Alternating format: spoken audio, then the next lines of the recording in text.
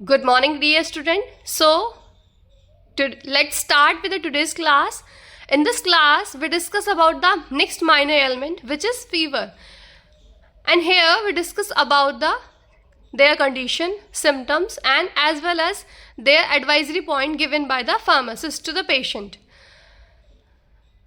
Next, we discuss about the pharmacological as well as non-pharmacological points regarding the treatment. So here we start from our definition that what is fever. The fever is a usually short-term rise in a body temperature. That means हमारी body में sudden short term के लिए जो temperature raise होता है, ठीक है, वो फीवर है. That help it to get rid of illness fever appear to play key role in helping to body fight off several infections, which means हमारी जो बॉडी है उसमें जो इलनेस हो रहा है, ठीक है, फीवर जो कॉज हो रहा है, जैसे हमारी बॉडी में कुछ फॉरेन मटेरियल आ रहे हैं तो हमारी बॉडी उसके अगेंस्ट में एंटीबॉडीज डेवलप करती है, ठीक है. तो हमारी बॉडी हमें क्या कर रही है, प्रोटेक्ट करने के लिए कुछ कुछ सिग्नल्स दे रही है. तो वो सिग्नल्स जो है वो रेज बॉडी के टेम्परेचर को रेज करते हुए हमें सिग्नल कर रही है कि हाँ आपको फीवर हो रहा है, ठीक है. It begins when the body immune system produce white WBC to fight against infection that cause a fever.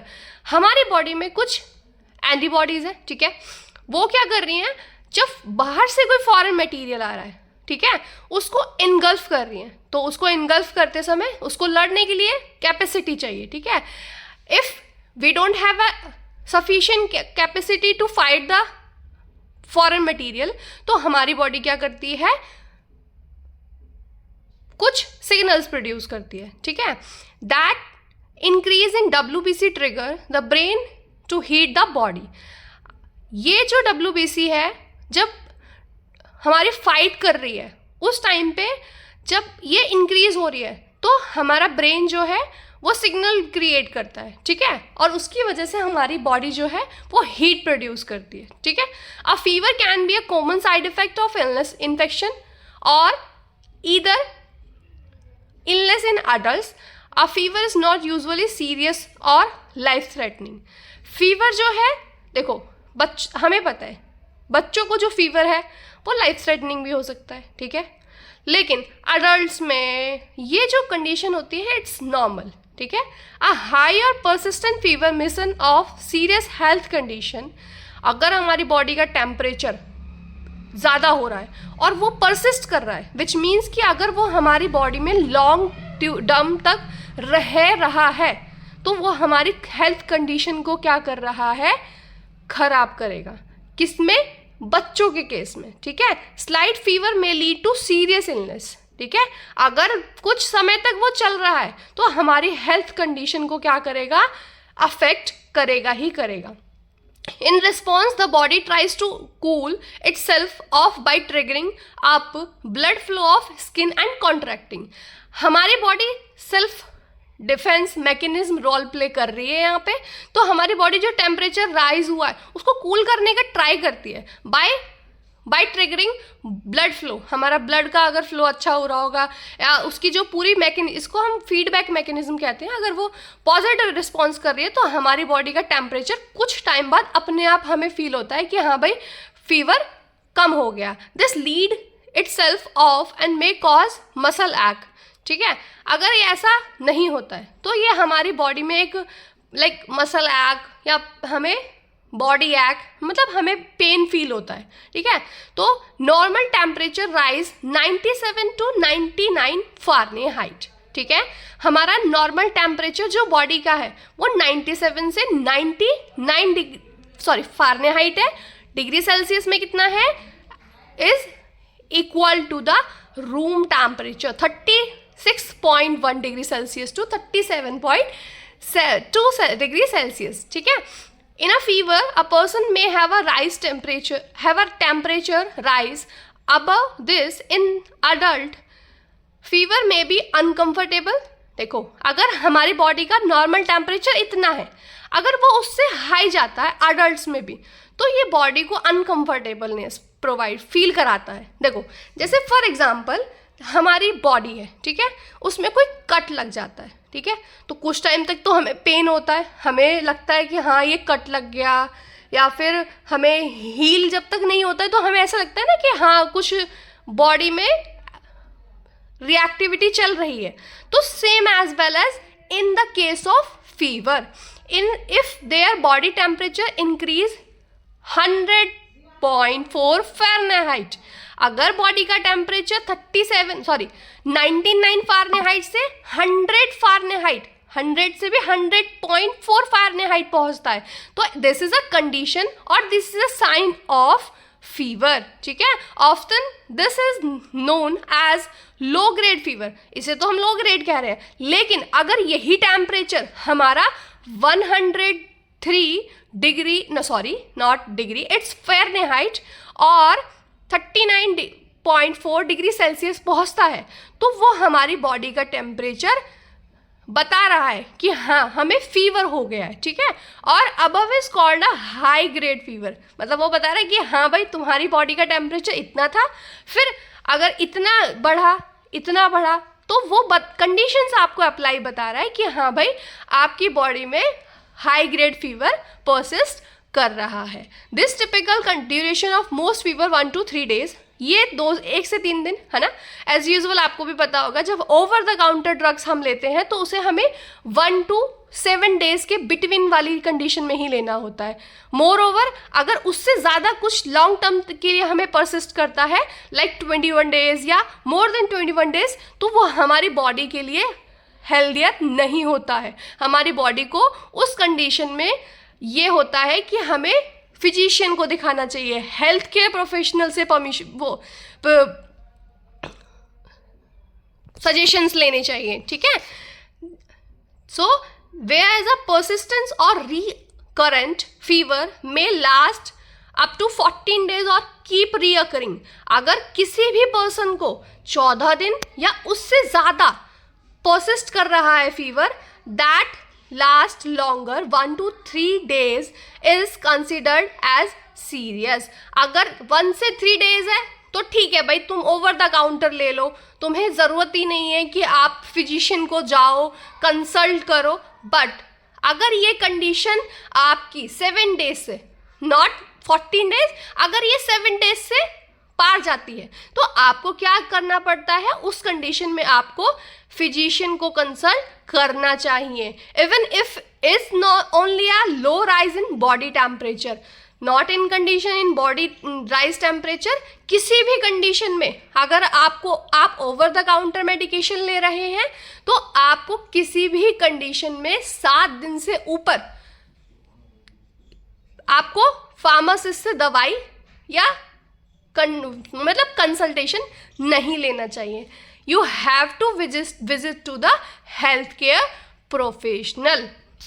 So moving forward to the next slide, we discuss about the advice.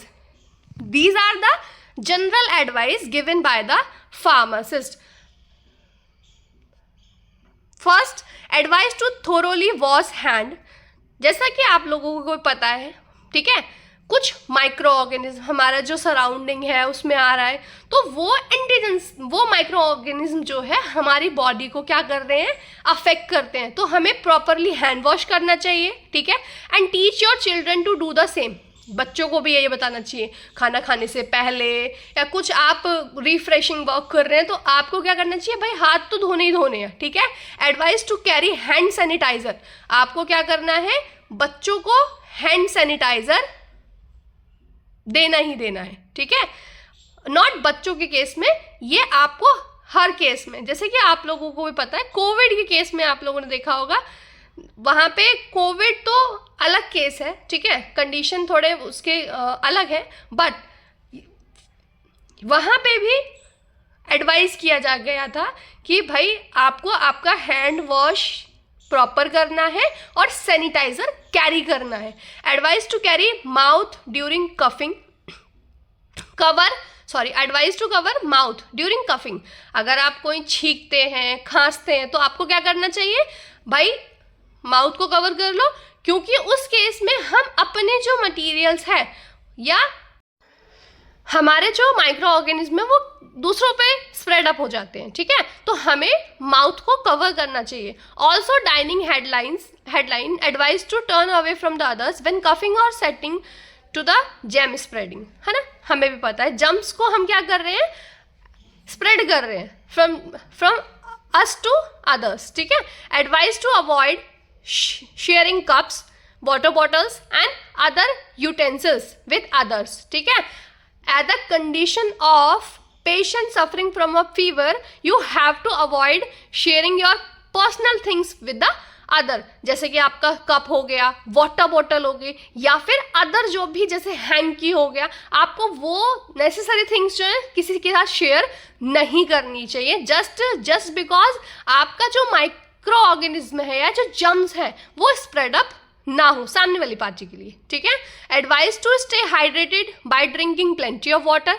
आपको hydrated रहना है, ठीक है, hydrated रहना है, plenty of water लेना है, चाहे वाटर लेना है और लिक्विड फॉर्म लेनी है, चाहे वो जूस हो, सूप हो, ब्रोथ हो या फिर रिहाइड्रेशन सॉल्यूशन हो, mix to replenish fluid and eat light food that easy to digest. In the condition of any disease, you have to take proper diet or meal to maintain your health or to boost your health as well as, ठीक है। आपको क्या करना है, अपनी body को rehydrate करते रहना है। प्लेंटी ऑफ वाटर के साथ साथ ORS ले लिया, जूस ले लिया, कुछ ब्रॉथ ले लिया, कुछ ऐसे सॉल्यूशंस जो आपकी बॉडी को उस टाइम पे इम्यून स्ट्रॉन्ग करने की कैपेसिटी प्रोवाइड करें, ठीक है। एडवाइस टू टेक रेस्ट, आपको रेस्ट लेना है। जो भी पर्सन है उसको फार्मासिस्ट को सजेस्ट करना है, you have to take rest including bed rest, dress in light, ठीक है, comfortable sitting and cool down the temperature in the area. बचपन में आपको याद है मम्मी क्या करती थी कि जब भी आपको टेम्परेचर बॉडी में ऐसा लगा टेम्परेचर रेज हो रहा है या हमारी कंडीशन में उसे फीवर कहते हैं, तो मम्मी क्या करती थी, वो गरम को ठंडा करने के लिए ठंडी पट्टी, ठीक है, कोल्ड बैंडेजेस रख देती थी, तो वो बॉडी के टेम्परेचर को सोख लेते थे, ठीक है, और हमारी बॉडी का टेम्परेचर कम हो जाता था। तो वही सेम थिंग हमें यहाँ पे एडवाइस करनी है। You have to take rest, bed rest लेना है। ड्रेस इन लाइट का मतलब है हल्के कपड़े पहनना है, ठीक है, नॉट टाइट वाले, ठीक है। कंफर्टेबल सिटिंग, आराम से बैठो, है ना, आपका टेम्परेचर को लो करो। Advice to use a cool compress like a damp towel or take a warm smooth sponge bath and avoid taking cold bath or shower. देखो, अगर ठंडा ठंडा रखना है, बॉडी का टेम्परेचर को रेज होने से कम करना है, तो आपका डैम्प टॉवल, वही कोल्ड बैंडेजेस लेनी है, ठीक है। वहाँ आपको क्या करना है, वार्म स्पॉन्ज बाथ लेनी है। जैसे कि हमारे विक्स का कैप्सूल आते हैं ना, है ना, तो वो हमें वार्म वाटर में ऐड अप करके हमें उसकी ब्रीथ करनी चाहिए, ठीक है, ताकि आपकी नोस्ट्रल्स खुले और आप अगर अच्छे से ब्रीथ इन करेंगे तो you have to feel relax, ठीक है। अवॉइड टेकिंग कोल्ड बाथ, हमें उस टाइम पे ठंडा ठंडा पानी से नहीं नहाना चाहिए, बाथ नहीं करना चाहिए, शावर नहीं लेना चाहिए।